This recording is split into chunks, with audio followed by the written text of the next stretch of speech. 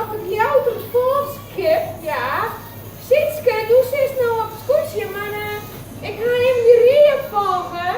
Ik zal even siers en jas snijden. Wacht er maar op. Dat je Ja. Ja, Kitty. Nou, tjus Sitske. Ik ben even aan het siers snijden.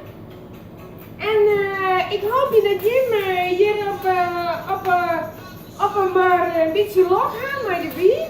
Maar als het aanstaan weer rondkomt, pop, hoe is toen net weer siers te snijden? Want ja, doe hast dus zo'n beulligje van de middag.